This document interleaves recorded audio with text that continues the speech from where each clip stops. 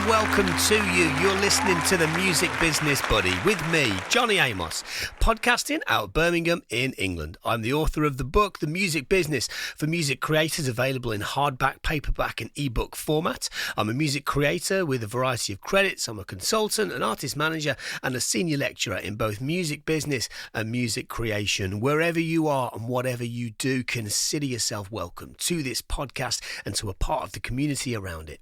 I'm here to try and educate and inspire music creators from all over the world in their quest to achieving their goals by gaining a greater understanding of the business of music. Okay, so this week's episode is really geared towards producers and the pathways that are open to producers. So if you're a producer, this is going to be the perfect episode for you to have a listen to. If you're not a producer, then please stay here with me because you're going to learn through the lens of a producer. And I think one of the ways that we learn more and more about the music business is when we understand the perspective of others. You know, it wasn't really until I started to think like a music publisher that I started to find success as a songwriter. Many examples of things like that. But when we learn through the perspective of somebody else, it teaches us more about where we fit in. So if you're not a producer, please stay with this episode. And if you are a producer, this one's for you. Are you ready? Okay, so let's think about various different things, right? We can talk about working with artists, we can talk about price points and pitching rights and all sorts of different things.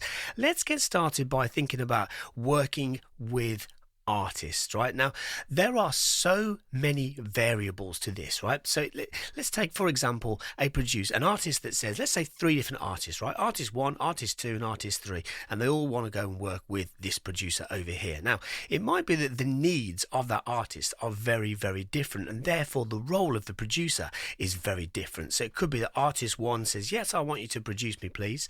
And you go, okay. And the role really actually is to kind of take the initial stems of a demo that they've already done and then add maybe another 30 or 40% production and arrangement to it, right? So it's kind of like a partial arrangement job, maybe recording their vocals and mixing it and mastering it, and that's it. Right? That's the production job. Maybe artist 2 isn't like that. Maybe artist 2 has just lyrics. Right? It doesn't have any kind of harmonic or melodic kind of setup to the song. So you have to do everything else outside of that, right? Which is to help to basically build the song. So that sits very much inside of composition as well as production. On top of that, you're looking at everything from kind of choices of instrumentation, sound design, stylistic determination, genre specification, all the way through right to mix and mastering. So if you see the difference between artist 1 and artist 2, it's a huge difference, right? But the label is you're producing that track or you're producing that artist, right? Let's take artist 3. Let's imagine artist 3 is somebody that comes in and they've got all the chords, they've got all the lyrics, they've got all the melodies, and it's just a piano vocal or just a guitar vocal. And they say, right, this is kind of where I want to go with this loosely. And you look at it and you go, okay, how do we get there? What are our arrangement decisions going to be? Is the song the right tempo? How are we going to record your vocals? What about if we do this or we do that? You see, already there are 3 different artists that go under, if you will, the label of you being the producer for that artist. But actually, how you go about reaching their expectations is wildly different. The point being that the role of a producer is 2 things. 1, it's hugely misunderstood by many people that don't quite fully understand it, in the most innocent way possible, quite understand what a producer actually does. Secondly, it can be so many different things. It can be managing people. It can be hugely about managing budgets, about managing people and expectations. It can be a whole different manner of things.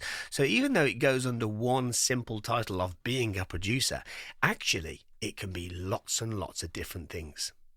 Now, the other thing to think about is to set your terms. And when I say set your terms as a producer, I don't necessarily mean bog standard, this is one size that fits all. Maybe you want to do that, but I think the best producers are those that kind of cater for a wider demographic of people and a wider set of different circumstances. So for example, it might be that you work with somebody and then you go, right, my price point is going to be this over here. I'm going to give you a day rate, or I'm going to give you an hourly rate, or maybe even I'm going to give you a track rate. Now, you need to be very careful here, everybody, right? Because if you were to give somebody a track rate i.e., this is the fee for the track that I'm producing for you. Loads of people do it, nothing wrong with it. However, there's flaws to it sometimes if you're not careful. And here's what they are. If you're working with people that are very pedantic, very picky about what they want, the fee for that track could take weeks and weeks, maybe even sometimes months for it to complete. And then you think, oh man, I didn't charge enough for that, right? You don't want to be in that position. The way to offset that and to negate that risk sometimes is to set up a day rate or maybe even an hourly rate, which really protects you as a producer so that you can kind of go, okay, this is what we're doing. I know what the goal is. This is how long I think it'll take me. And by the way, that's absolutely crucial because people will ask you, how much do you charge? What is your fee? And you don't really know how to answer that unless you can figure out how long it's going to take you to do something. Sometimes that can be a second guess, but it's a dangerous second guess if you don't quite understand how that artist or that writer works. So it's very important that you set those terms and that you kind of figure out an idea of how best to work with that person, how best to price it. I would love to give you set standard rules to these things, but the reality is there aren't any because everyone's different with these things. One guarantee is it does get easier in time, especially when you are talking to somebody. It's so important to talk to people. People skills are a huge part of being a producer on a whole multitude of levels, especially at the start where you're kind of just building an expectation of, so, you know, what your expectation is as a producer, which can be built reactively against what the expectation is of that person that is paying you to do that job. So think very carefully about what you're quoting and how your time is best spent. Another thing to think about, and this has been in the best interest not only of you but anybody else that you're working with, is what the intellectual property is going to look like on that project you're working on. It's really, really important that this is at least discussed or explored in some way, either before you work with somebody or very early on in the process of working with somebody. So what I really mean there are two different copyrights. We're talking about the song copyright and we're talking about the master rights, the rights to the recordings. So if, for example, you're a producer and you say, do you know what, I don't take any masters, I don't take any songwriting off anybody, I just charge a flat fee and that's how I roll, right? Nothing wrong with that. Loads of people do that. But it might be the case where you say, do you know what, I really like this artist, I am not going to charge them a fee for my time because I would like to have a credit on their record. I think they're great. I could work with them. Therefore, maybe there is no fee. Maybe you're just going to say, you know what, I'm going to take this chance, right? I'm going to work on spec or speculatively, if you will, for effectively what feels like free, but really in exchange for that, you're then going to say, well, you know what, I'm going to take X amount of your recording rights, i.e. I'm not going to take any of the songwriting because you brought the song here, but I'm going to ask for, I don't know, let's say 10% of the sound recording copyright, and that's what I get out of this arrangement of working with you. You don't have to do that. I'm just speaking hypothetically. There's plenty of other people that kind of think that way, especially if you're trying to up your credit rate, i.e. you want to have like, you know, a playlist or a bank or catalogue of things that you can say, yeah, these are the things that I've produced for these artists over here. And the way in which I do that is I actually offer up my time for free in order to be able to get to that. One of the things that I often I think a mistake that a lot of people do, especially early in their careers, is charge a reduced fee, right? There's two dangers to doing that, right? Number one is people get used to it and you're kind of, you know, devaluing the service a little bit by doing that. You're not helping the others around you in this sector, right? The second thing is this: charge proper rates. Charge what you want to charge, but only charge when you think you should charge, right? Because there is nothing wrong with working for free in exchange for credit, you know, and collaboration. One of the ways that you put yourself on the map is by showing other people what you've done with others. So a way to achieve that is not always about taking a fee. But there are other times, of course, where it absolutely is about taking a fee because you've got to make a living. It's a tough balance to get right, everybody, but there's a little bit of truth in both of those two things there, and getting the balance right for you can only be dictated by you and the terms that you set. Okay, pitching rights is an important one, right? So let's assume that you've worked with somebody, maybe you've worked with an artist, and very often the case, the artist might say, you know what, I really do like it, I love what you've done, but it's not quite where I'm at the minute, or I don't want to put it out. It's important at that stage that then the producer might think, well, you might not want to put it out, but maybe I do. Well, that's not right either. You need the permission of that artist if you are going to use their performance in a recorded work. Of course you do. But maybe you could do this. Maybe you could explore the use of how that track can be further used in the future so that no one's time was wasted. An example of that could be, can I pitch you for sync opportunities? Are you okay if your voice is used on a on a sync opportunity that I want to pitch for? Yeah, that's okay. Or maybe, no, that's not okay. And you go, okay, well, that's cool. Listen, this is a great song. Let's get another voice on it and let's put it out. That's just you finding another way to kind of get your work out there as a producer, but without, having to kind of worry about losing the thing that you worked on for so long. Okay, so let's just think outside of working with artists for a minute, because we are in very exciting and enterprising times, right? For performers, for songwriters, composers, producers, DJs, sound designers, so there are other things that can be done, right? Let's think about this, right? Some of the content that you may have recorded, maybe it hasn't seen the light of day, but maybe it's something that you can chop into and use for future projects. This could be things like sample packs, right? The sample pack marketplace has boomed over the last 15 years. So for those that are less familiar with the concept, what we're talking about here is a sample pack, which is a digital pack of sounds that are copyright free and can be purchased and used by anyone without the need for copyright clearance. The producer instead would make money once the packs are then sold. That could be through a sample label or through your own store or whatever it might be. The packs themselves could be chopped up song segments, construction kits, culturally specific percussion sounds, instruments, and a whole lot more. There are a host of labels that deal solely just with the distribution and marketing and collection of sample packs, in the same way as kind of like a regular record company perhaps does, and also similarly to regular music distribution sort of methods. Creators can always self-release their content through their own e-commerce and social media channels without any need for any sort of label or distributor. Sample packs can also be a useful source of income for producers and can double up also as a marketing asset, especially if the creator is an artist or artist producers. Many sample labels have their own stores also, where the packs can be purchased and downloaded for a fee. But in recent years, of course, there has been a huge shift in the market towards centralized platforms such as Splice, for example, which is probably the market leader, where, other producers can dig through the sounds that you have created or chopped up or designed, for a sort of monthly fee. And actually anybody can subscribe to Splice, and also anybody can submit to them too. There's also things, of course, like beat leasing and beat licensing. So this has become much more kind of increasingly prominent over the last 20 years, perhaps closing in on a point of market saturation. And, and yet the need for that next big track, right, is ever present in the global, monster genre of hip hop and R&B and its various subgenres. The market leader for beat licensing, it's probably fair to say, shoot me down if I'm wrong, but it's probably BeatStars, where producers can kind of like lease or license their instrumental tracks to vocalists for a fixed fee, for example. You can also do that on a split rate. You get split rates back as well, so you get back end royalties as well as a fixed fee for that.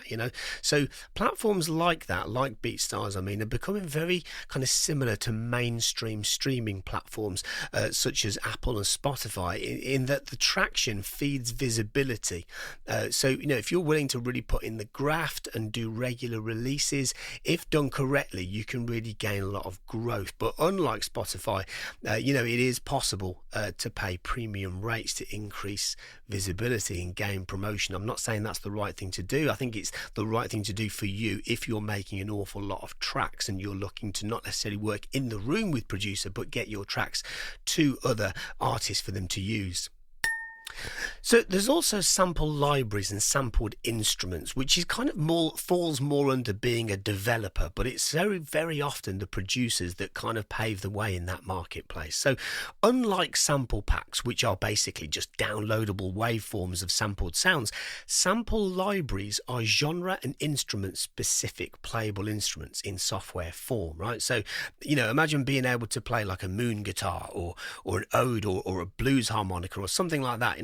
Imagine having those skills at your fingertips in software form. So think things like, contact instruments, for example, so sampling a player's technique in the form of phrases or loops or one shots can establish the basis of a sample library that can be then very, very useful to creators all over the world, right? It's probably never been as easy as it is now to actually make a sampled instrument. You can do it, just in like your native DAW, in Ableton and Logic, for example, are superb at being able to do that, where you can just design an instrument within their sampler.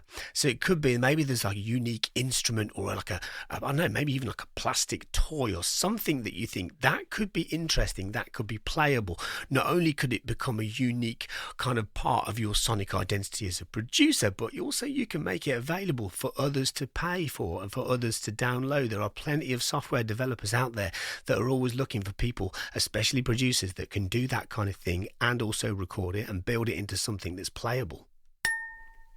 Also, staying with income streams around that kind of subject of development, there's also things like plugin design and the preset marketplace. Like, much like the world of video creation, it could perhaps be said that the demand for software plugins in music is continual, right? So there's always a need for new ideas.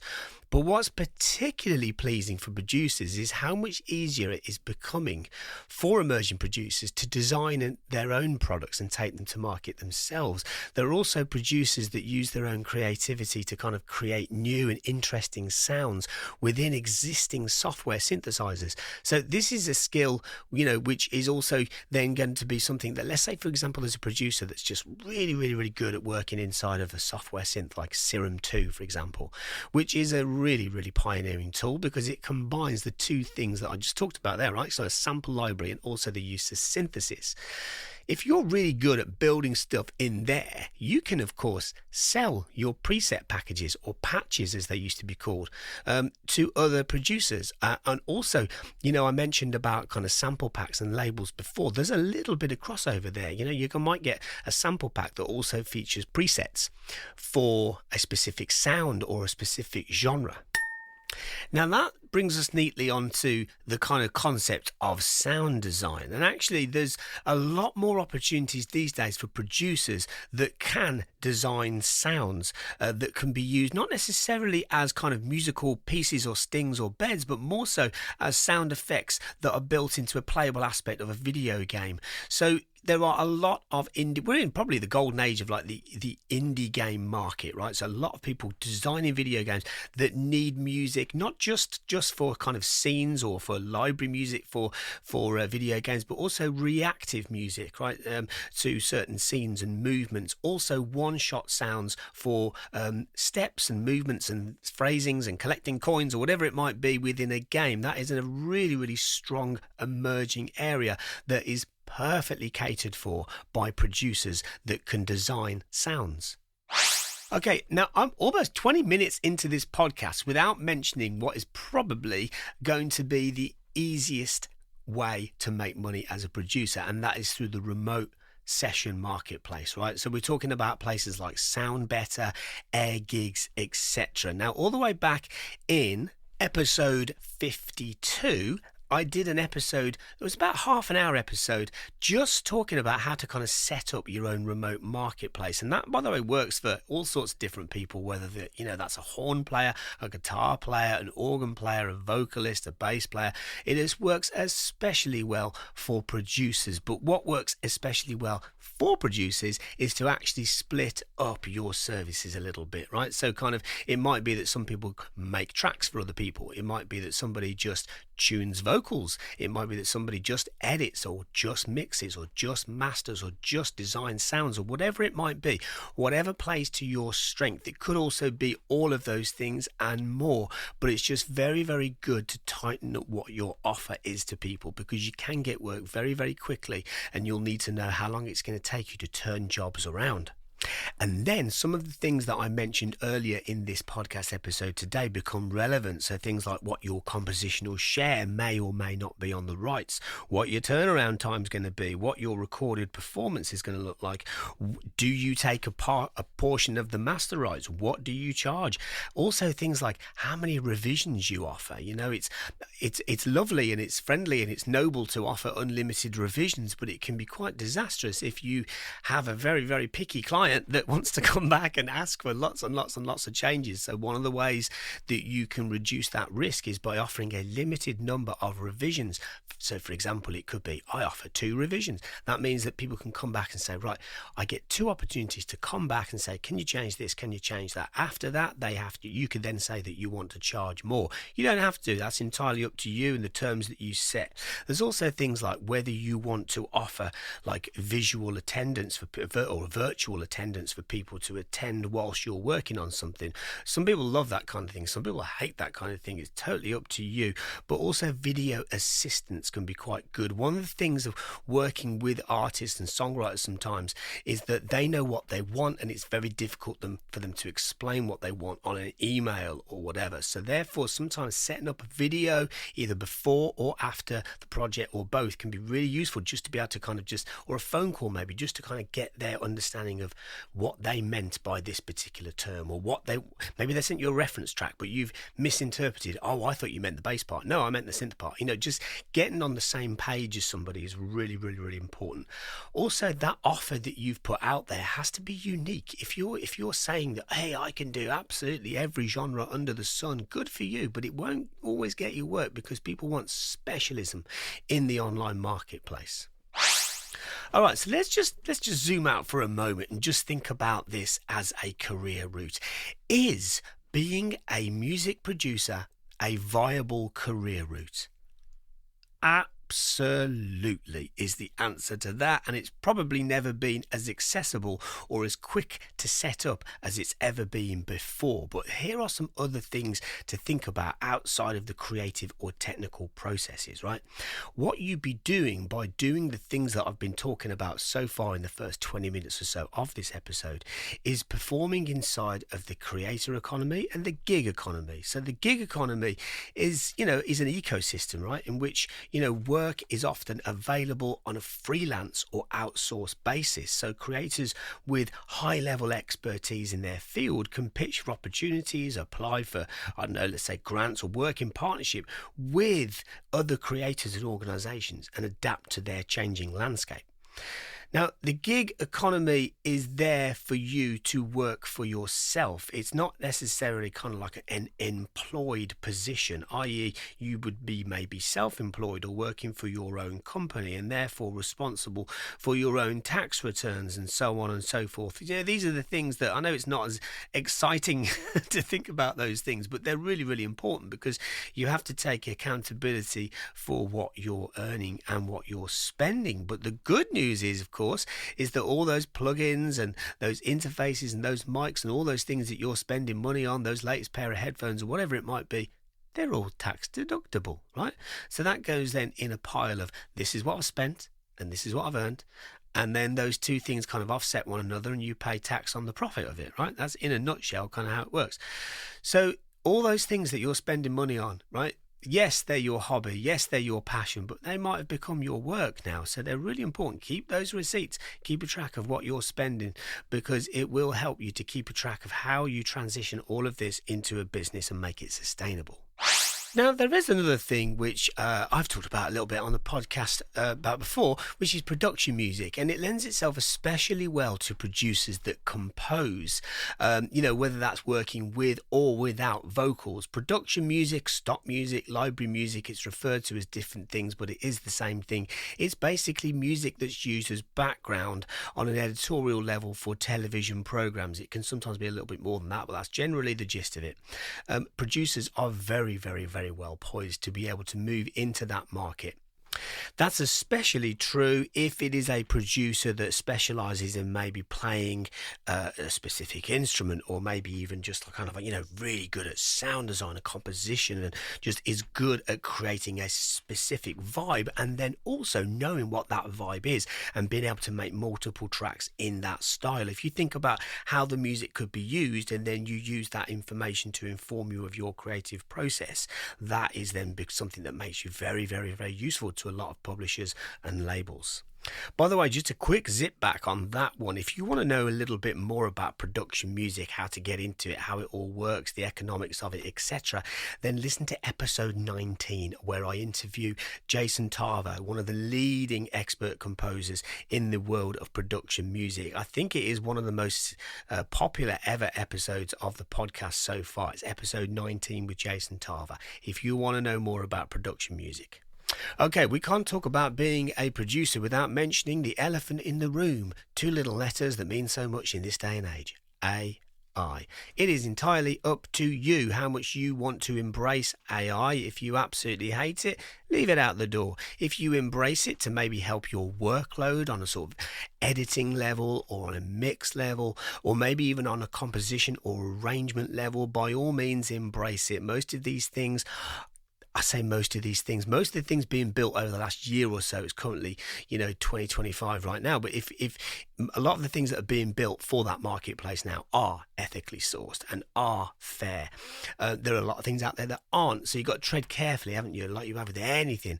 Every day's a gamble, right? So especially in this business, so you've got to tread carefully and do what you think is right. I'm not going to advocate for the use of AI if you hate it, but I'll level with you, I do use it from time to time because it saves me time.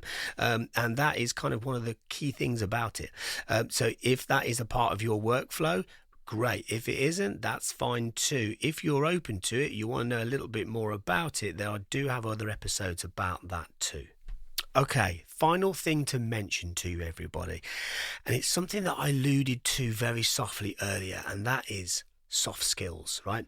The ability to deal with people, the ability to manage time and expectations, time management, task management. Please don't ever overlook it. If you do, you could lose work. It's so important. The ability to be able to bring the best out of people is often achieved through kindness, isn't it? Through warmth. If people are bringing their songs to you as a producer, or ideas of songs or whatever it might be, they're bearing their soul to you, aren't they? So it's so important that as a producer, you meet that with kindness, with warmth, with encouragement.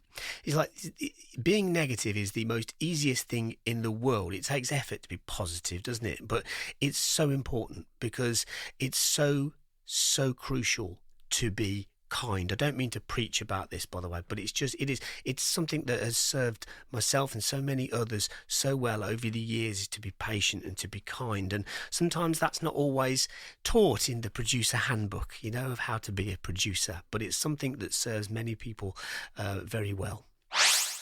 Okay, so there's a little episode kind of like about the pathways for being a producer, right? There's just so many different career routes, especially with the onset of AI now as well, the creation of data sets and all sorts of different things. This is a subject which will continually evolve. It's not a static subject because there are constantly new ways of being able to create income streams as a producer.